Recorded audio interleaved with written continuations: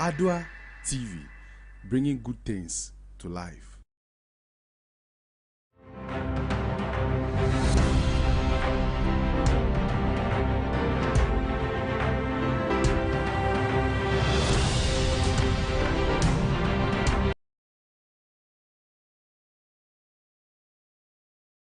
Hello there, it's a wonderful Friday morning and precisely the last Friday in the month of March. Good morning and thanks for joining us on the AM News Live on Adoatv Television. My name is Jonathan Ama. This bulletin is coming to you live from our studios here at the John Evans 50th Mills High Street in Accra. We're also streaming live on Facebook at Adoatv Ghana, on YouTube at Adoatv GH, and around the world at adoanewsonline.com. Now let's look at stories making up headlines today on the AM News. Coming up, Dr. Adoatv has disclosed that NACA did not approve Bedun Cancer's textbook. Also coming up in other developments, Mr. Ken Oforiatta has stated that oil and financial sector cleanup not part of our public debt. Details to this and more we have right here on the AM News. Stay with us.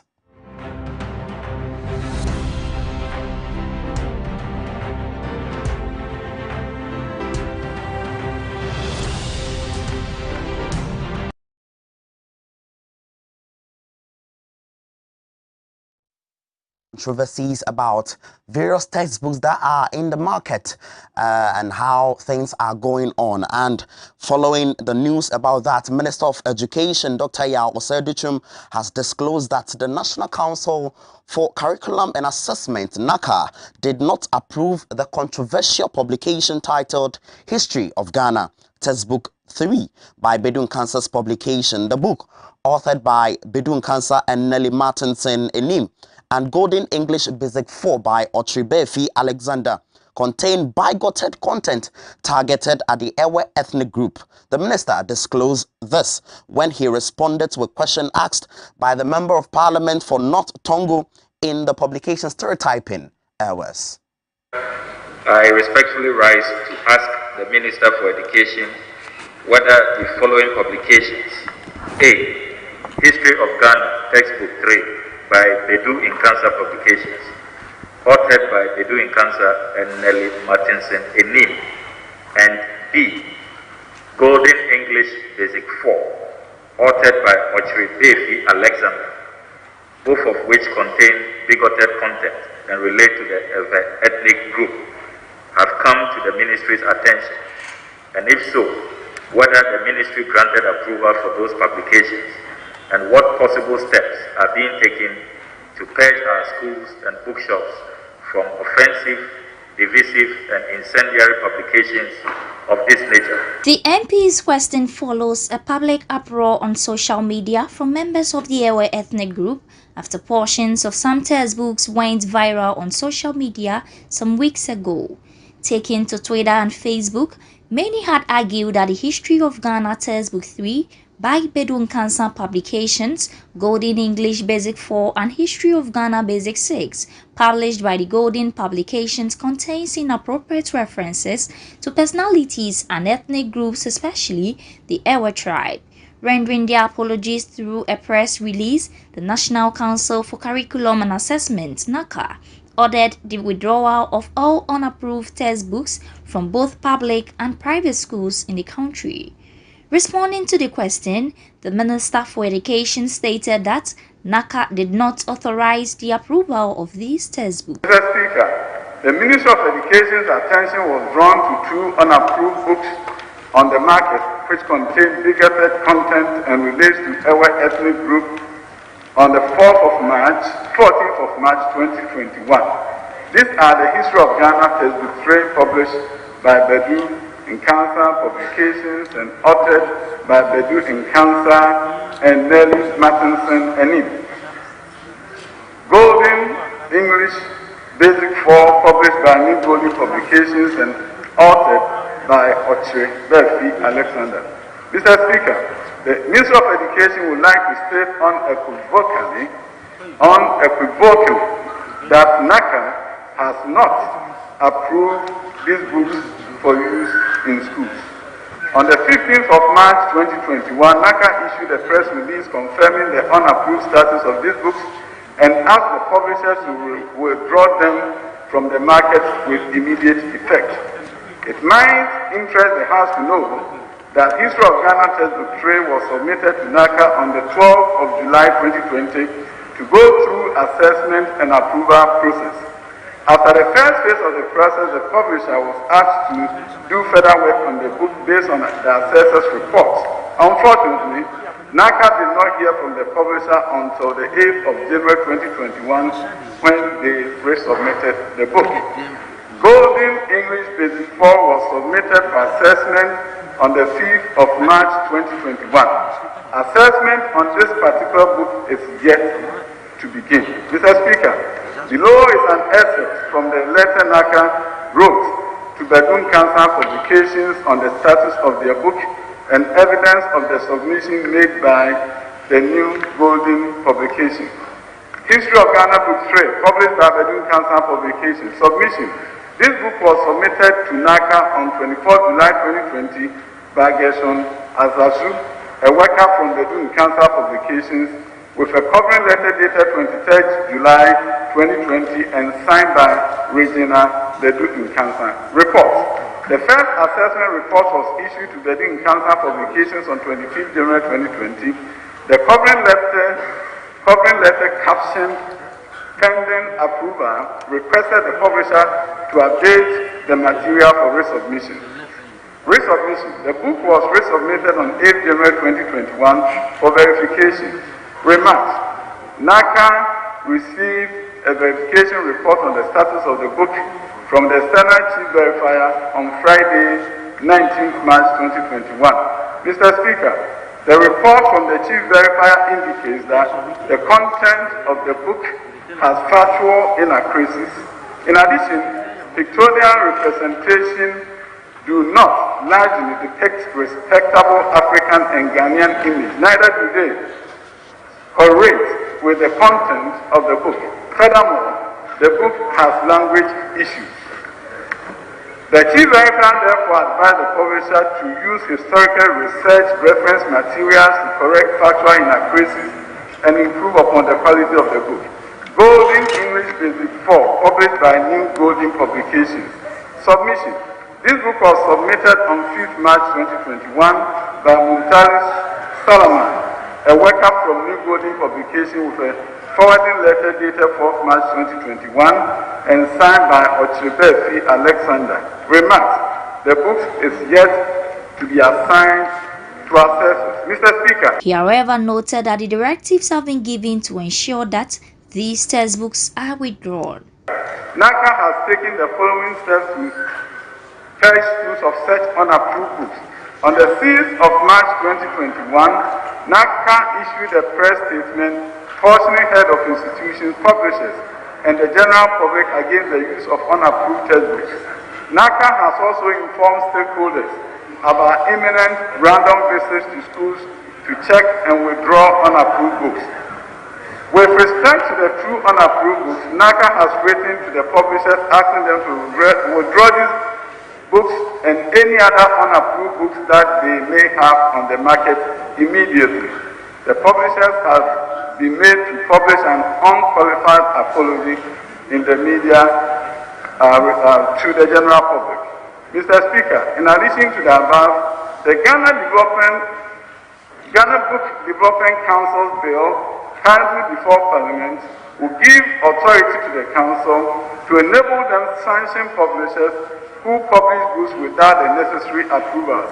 Mr. Speaker, we want to assure Ghanaians that the government and the Ministry of Education are very much committed to purging our schools, bookshops of all unapproved books to ensure that Ghanaian children receive quality and relevant education that will promote mutual respect for all ethnic groups, peaceful coexistence among the various ethnic groups of Ghana, and also to ensure national development. A follow-up question, the North Tongue MP again sought to know if the ministry has undertaken measures to ensure that the directives is being enforced. Mr. Speaker, I commend the Honourable Minister for the response. My first supplementary question, the Honourable Minister informs this House that NACA has written to the publishers to withdraw the offensive publications.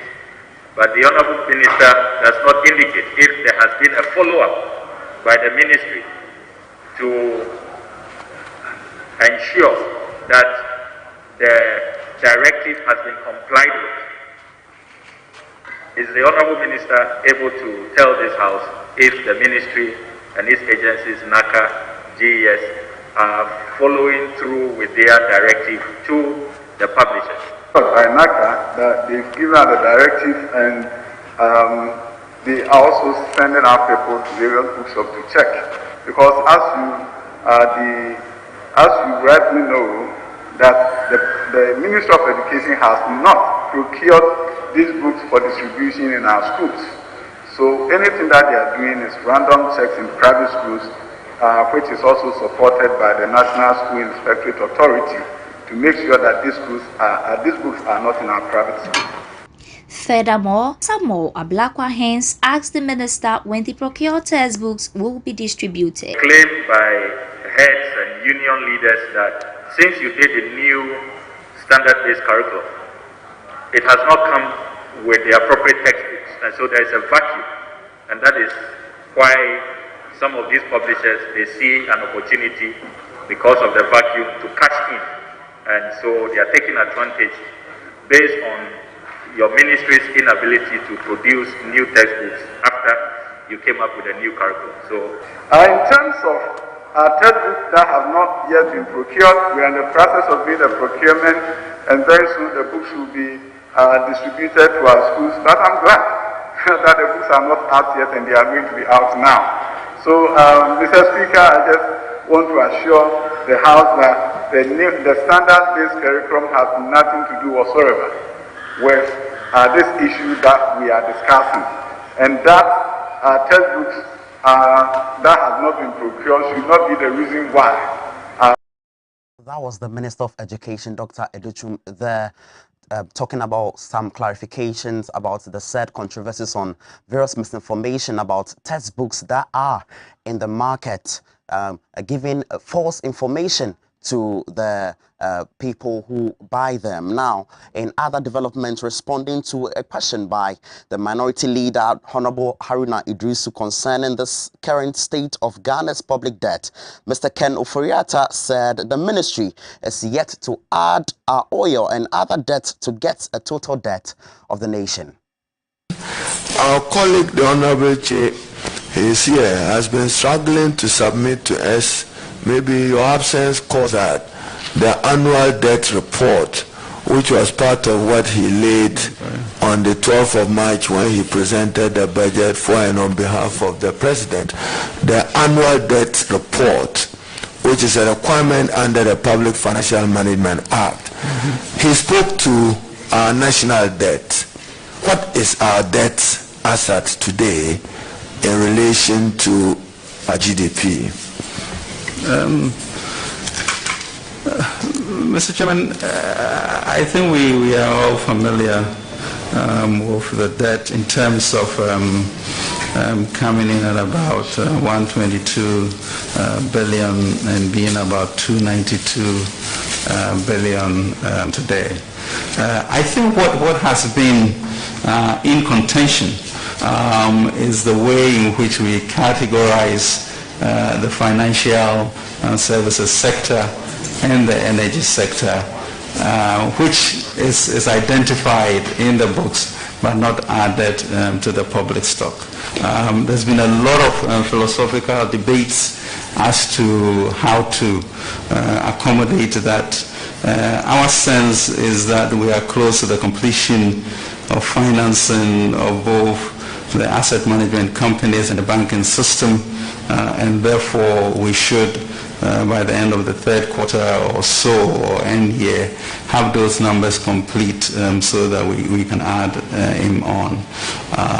And that will be helpful for the energy sector. In addition, there really seems to be a new normal in the world. Africa debt has moved from 34% to 56%. So beginning to equalize, to have that standard after that period, I think is where we are leading to. Chairman, that's appreciated, but the fiscal table, there is international accepted best practice, what is accepted in the computation of debt. I heard you in 2020, I heard the Honorable Chair on behalf of the President in 2021, and you use the words that national total debt, excluding financial sector clean-up. Further to my, not quoting, paraphrasing you again, excluding energy sector payment. You may have about 6.2 billion to 8 billion of that. That is not added. What debt is it? Is it a question of misclassification or not? Mr. Chairman, I think maybe we are sort of making a mountain out of a molehill. The fact of the matter is that when you read the document, the fiscals, you would know what our debt liabilities are, and that is a fact. The question for any nation, is to determine how best we manage this. It's not, and we had argued with the international community that this is a special event, and until such time as we know the full cost of it, we are not going to add it together. We have moved to a point, as I've explained to you, that we are going to do, but never was it not disclosed.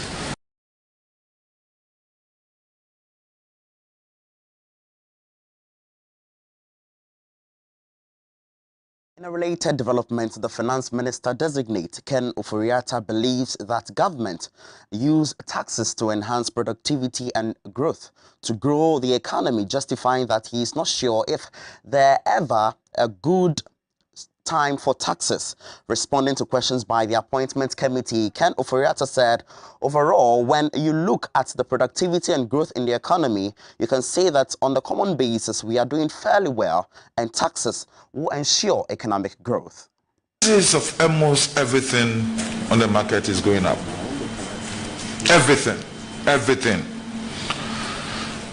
Why the justification for increase in taxes at this time when prices of almost every commodity on the market is going high? Thank you very much, Mr. Chairman. I mean, that is a very, very categorical statement, and I think we all need to verify the veracity of that.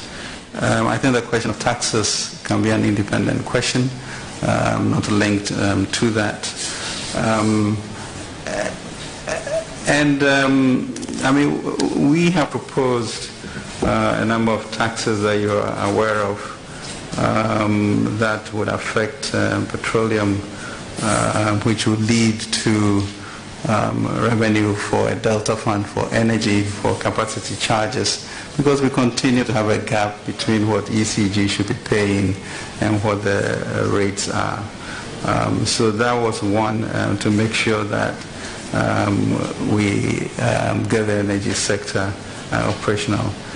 We also have a huge sanitation problem that you all know about, and I think that is a health hazard for the years ahead, and therefore we are trying to.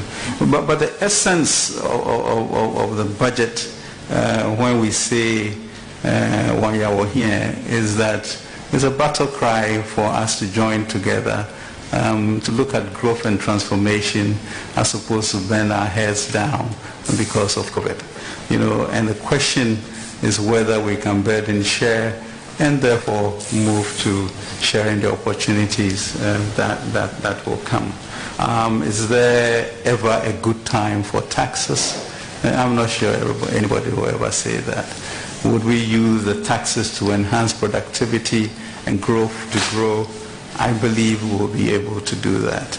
I think underpinning your question that everything has gone up is one of debate that we can have.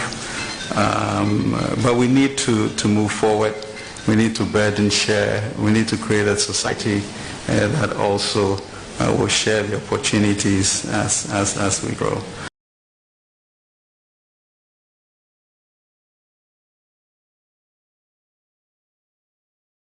There's more business news on our website on adoanewsonline.com. In sports, the Ghana Football Association will in the near future roll out a talent development program to unearth coaches, President Kurt Okweku has revealed. According to him, the country's football governing body have identified key areas within the football fraternity that needs improvement in the immediate and the future. As part of future plans to change the game, the GFA under Kurt Okweku have rolled out several initiatives to identify and nurture talent in various fields. Recently, the FA initiated the first phase of the much-trumpeted Catch Them Young policy for referees. Under this project, young boys and girls are identified across the country and trained periodically to become football referees. The more successful trainees will eventually be used as referees for juvenile football games when their season starts. In an exclusive interview, the Ghana FA boss said there is the need to roll out a similar initiative to unearth young coaches who will take over the technical aspects of the game in the future. He said in the interview that coaching is another need area that they have identified.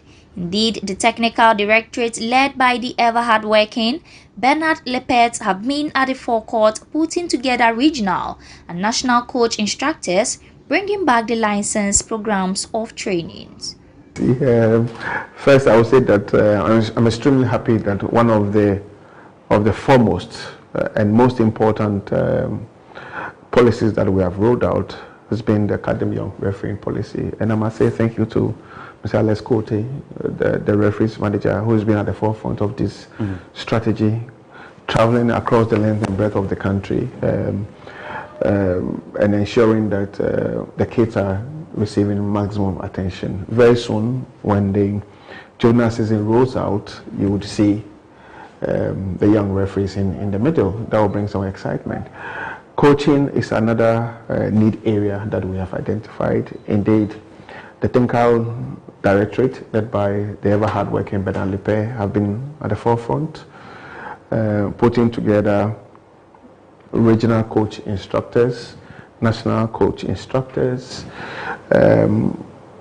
bringing back the licenses programs or trainings, i.e. the license D. Soon we're going to have the license C, license B, and license A. But obviously, when you invest in coaches early, when you invest in referees early, you would only benefit in a millionfold at the end. And investing in coaching coaches at a very much younger age will also be an option that we'll be looking at. In the last few days, the Technical Directorate did run a seminar for coach instructors, okay? And we had 18 coach instructors undergoing training. This is unprecedented. Very soon, these 18 coach instructors will also be deployed across the country to run the courses for us. And this is a firm commitment that we made in the beginning. And we have said that we'll bring the training or the courses to the doorstep of the people. Okay, so these coaches will go into the regions and run all the coaching licenses to ensure that as many people as possible get the needed education. National front, and rather on a sad note, officials in Niger say 11 people have been killed in a separate jihadist attack in the west of the country. The said militants arrived in the affected villages on motorbikes on Wednesday. According to witness report, they stole livestock, set classrooms on fire and looted a health center. This is the second time the 3 villages have been attacked this year in Niger. There have been a significant increase in Islamist attacks in Niger. On Sunday, nearly 140 people were killed by suspected jihadists in the north of the country.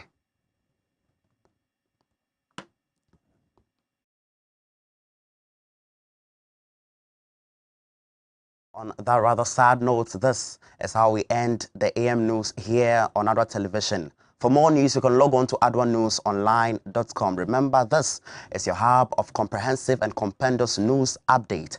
Have a good morning and enjoy the rest of our programs.